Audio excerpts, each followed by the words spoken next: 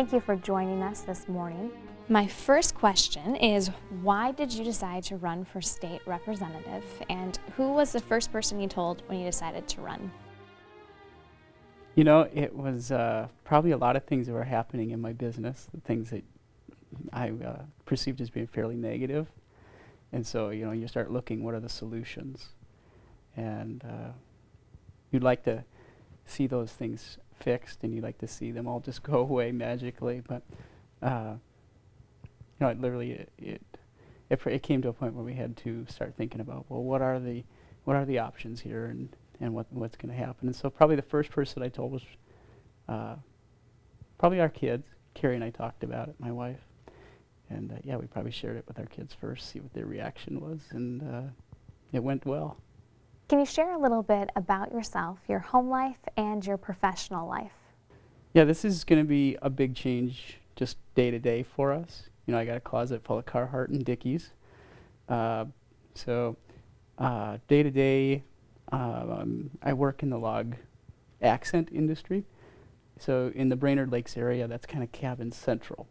And anytime somebody has maybe some log siding or a deck or whatever the case, so we provide some of the accent work to tie into what they're going for, I guess. What do you think the biggest issue facing our state is? Really, I think it's maybe a combination of two things, but maybe number one would just be economics.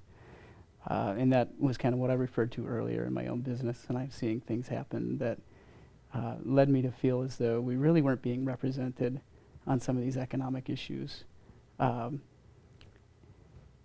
So you start trying, like I said, trying to find the answers, trying to find some solutions, and when you see companies leaving Minnesota, you feel like there's got to be something that can hold these people here, and then beyond that, you know, attracting companies to come to Minnesota. We're always talking about jobs, and that was a big discussion during our campaign, was how are you going to hold jobs or bring jobs to the area?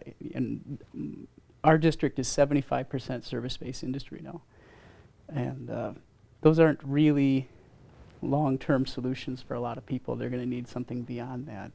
That's not a living wage in most cases. So I've even, you know, as we're going around the district, we're talking about maybe even New York understands that they might need to freeze some taxes for 10 years, give businesses an opportunity to get a foothold, get an opportunity to get established.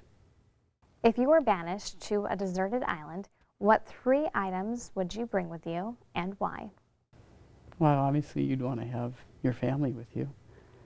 That would be a difficult situation alone, right? So I'm a tool guy, so I probably think I'd want some kind of tools,